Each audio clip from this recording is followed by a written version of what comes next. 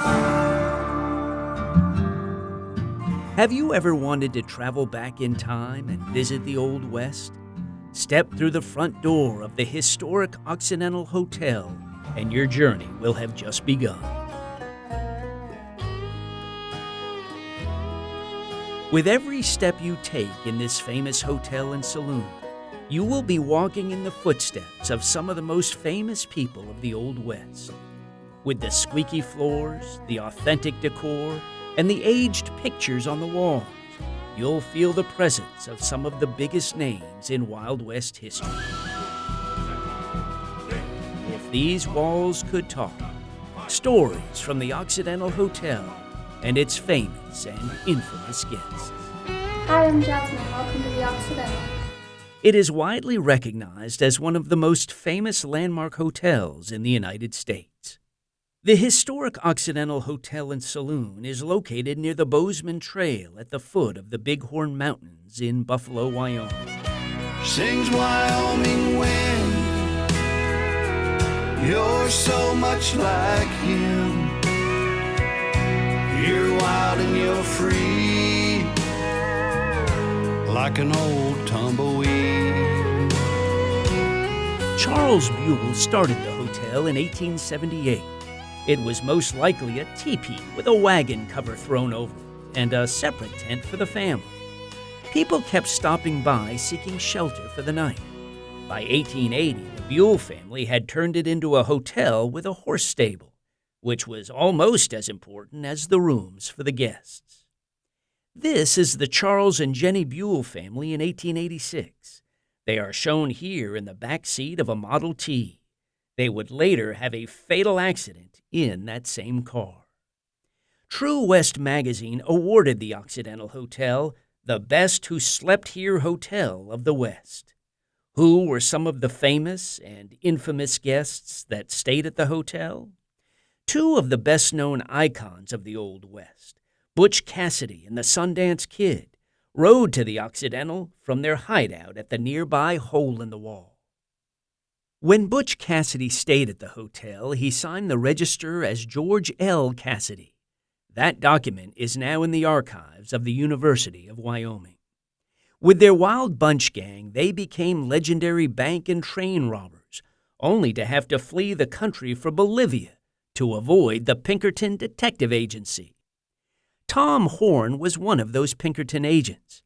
He was also an American scout, cowboy, soldier, range detective, author, cold-blooded killer, and a frequent visitor to the Occidental. Tom was eventually hanged for assassinating a 14-year-old boy named Willie Nickel. To this day, history is still debating whether he was guilty or not.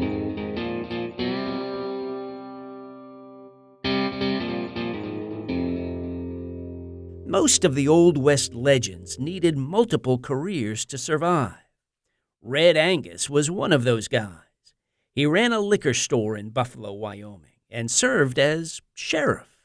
After fighting in the Johnson County War, he lost his bid for re-election. No longer sheriff, he went from being a frequent visitor to running the bar at the Occidental.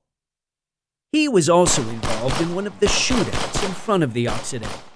Arapahoe Brown apparently called out Ray, only to get a bullet in the upper chest for his trouble.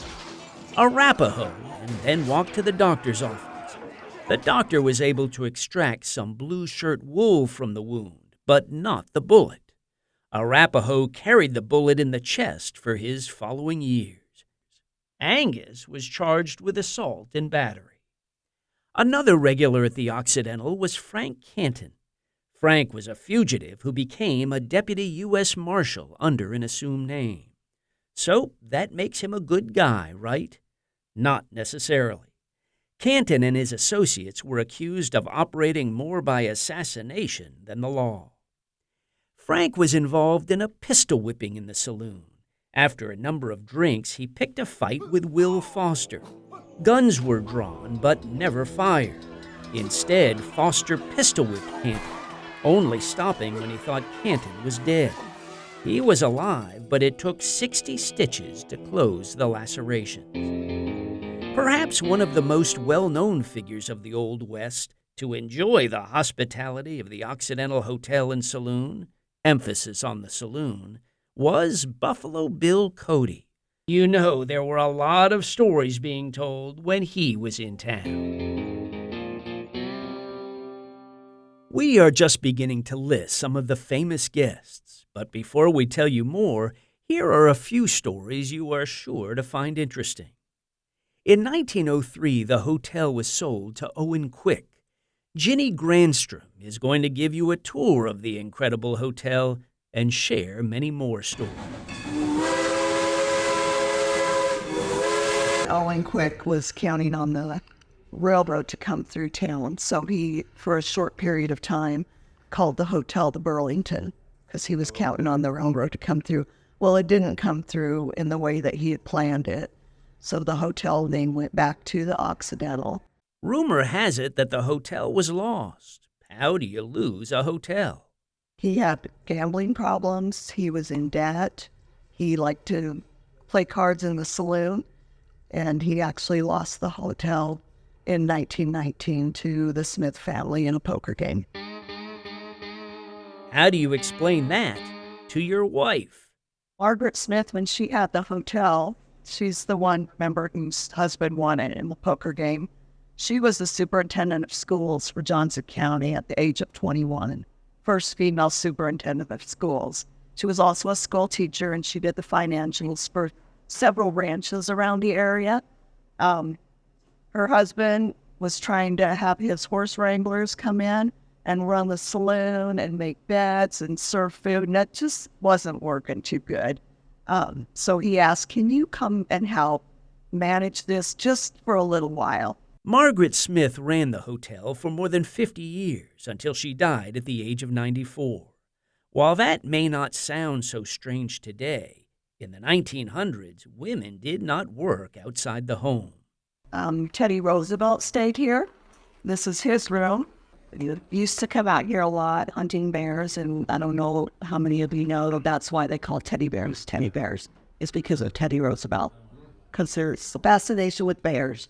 Herbert Hoover stayed here pre-presidential and post-presidential, and they actually redid a room down here specifically for him. This is Herbert Hoover's room. I get to sleep in the bed that Herbert Hoover slept in. I was out with Ford when he was president.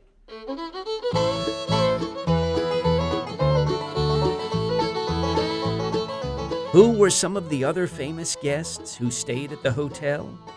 Well, the 5'5" General Phil Sheridan, for one. He was a leader in the Union Army and instrumental in the development and protection of Yellowstone, our first national park. That is his room. He did stay at the hotel. He would come from Fort McKinney and visit down here and go back up to the fort when needed. Calamity Jane, whose real name was Martha Jane Canary, was an American frontierswoman, sharpshooter, and storyteller. She drove freight wagons on the Bozeman Trail and often stopped by the Occidental. Ernest Hemingway, who was famous for writing The Old Man and the Sea, among numerous other books, stayed at the Occidental and has a room named after him. Owen Wister, author of The Virginian, spent many happy hours in the Occidental lobby and saloon observing people. It is believed that he based the characters in his celebrated novel on the cowboys and gunslingers that he saw at the hotel. Many historians also believe that the shootout at the climax of the book took place in front of the Occidental. A more recent author and frequent guest, Craig Johnson, writes about northern Wyoming in the Sheriff Walt Longmire series of books and TV shows.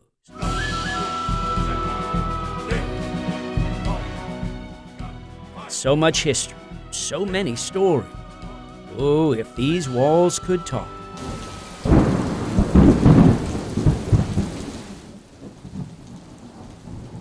There was approximately $20,000 worth of damage to the hotel, which was in 1912, so can you imagine what it would be now? The Occidental was a destination for Old West travelers. In the early years, they came by horseback and stagecoaches. Later, people would come to the hotel to send a telegraph message for triage, banking, and postal deliveries. In the 60s, 70s, and 80s, it was a regular stop for the Greyhound bus.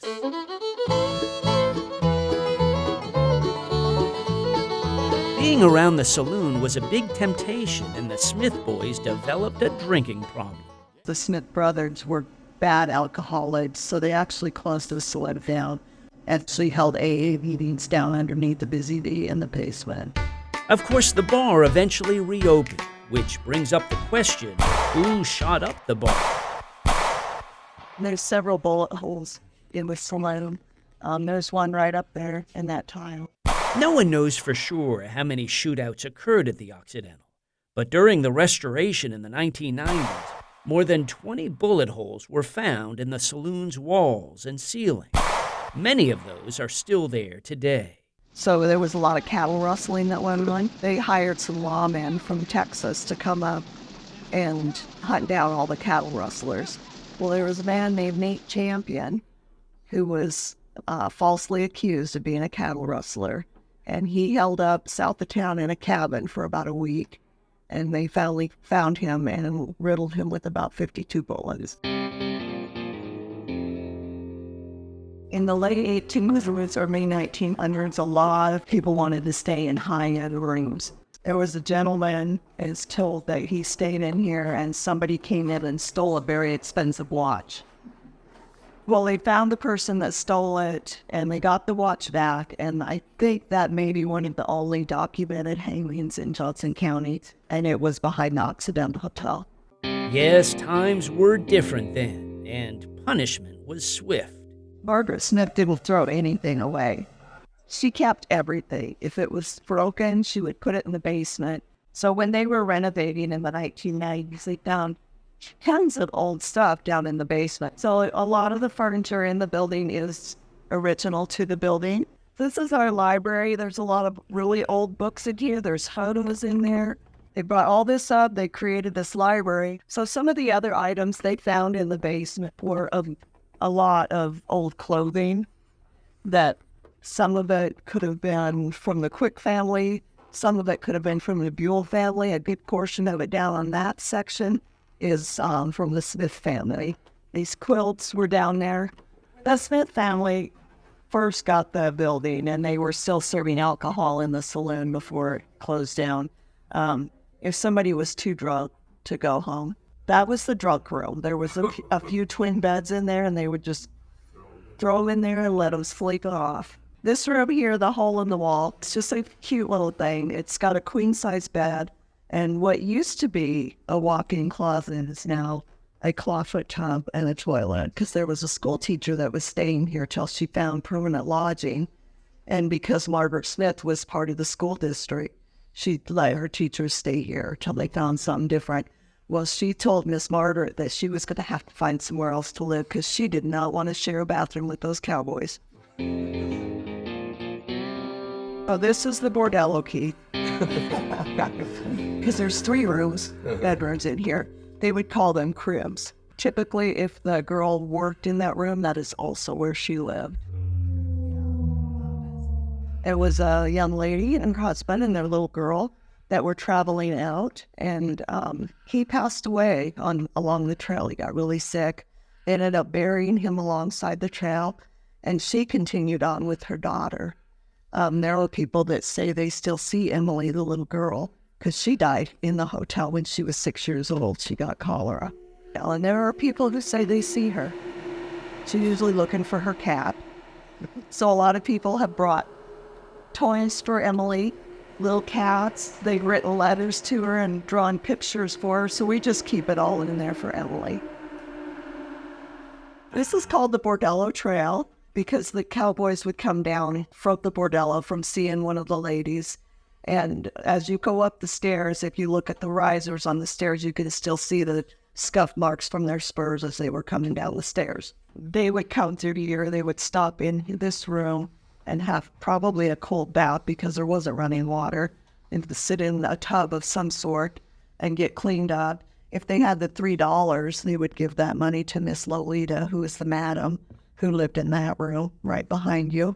And if they didn't have the $3 to go upstairs and see one of the girls, if they had 50 cents, there was some other girls in a building out back that they could have for 50 cents. It's a sad life. But women back in that time period were not allowed to work. They could not be cocktail waitresses, food servers, anything like that, or maid service.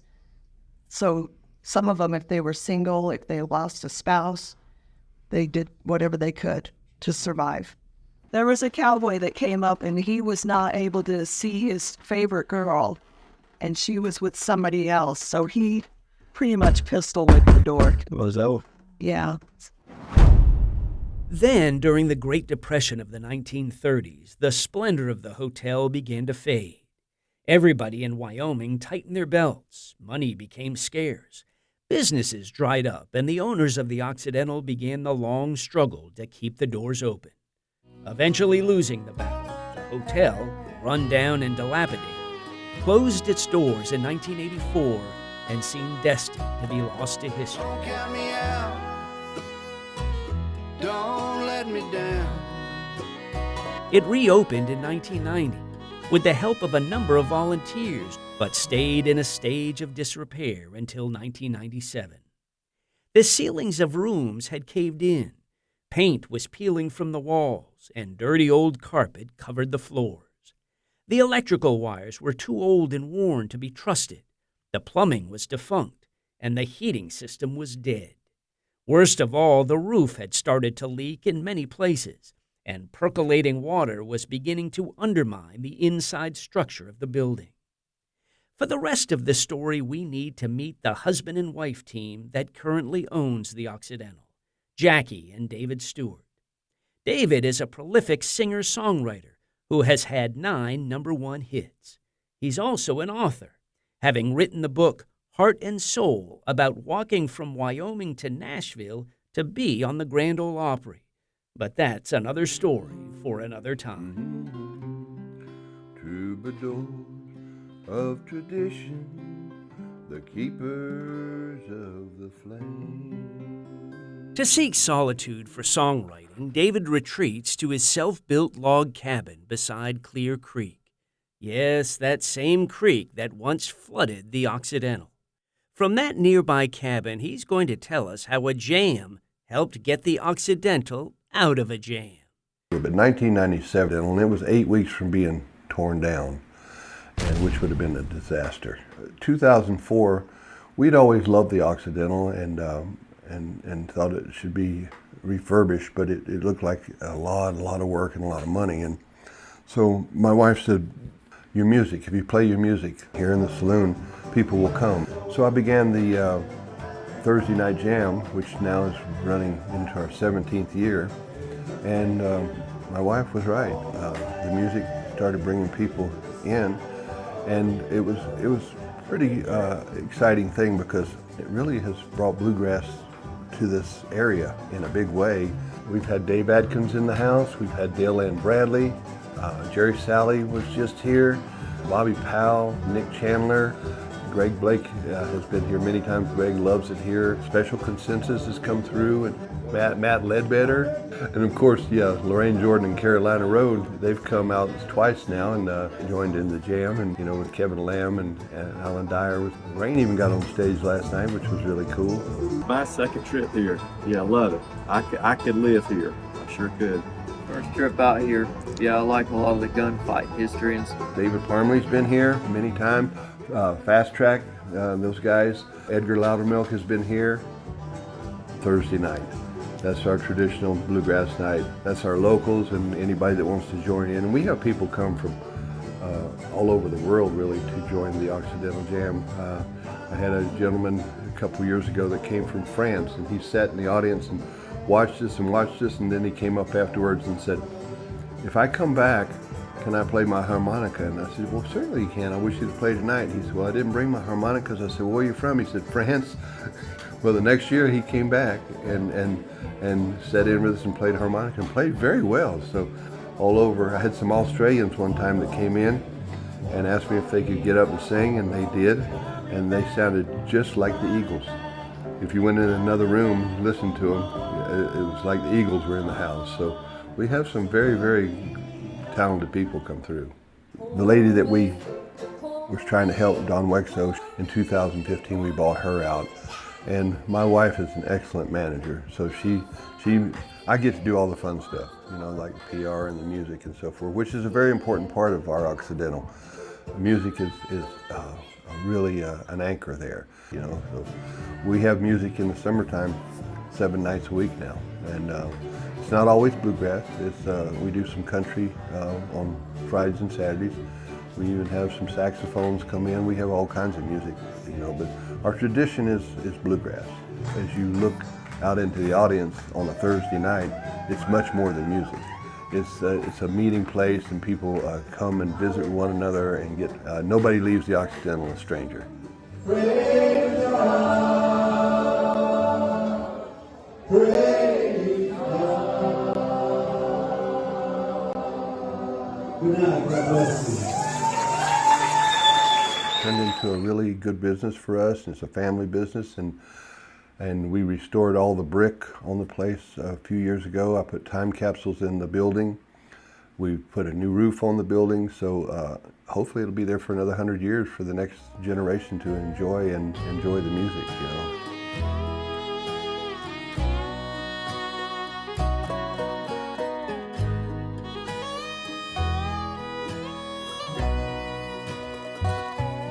I know that one day my race will be run. They'll sell my saddle, you keep my gun, then ride me down easy, set my spirit free. Don't count me out, son, I've still got some cowboy in me. Don't count me out, don't let me down, I've got to ride till I'm down in the ground. This is my life in spurs and blue jeans. Don't count me out, son, I've still got some cowboy in me. No, don't count me out, son, I've still got some cowboy in me.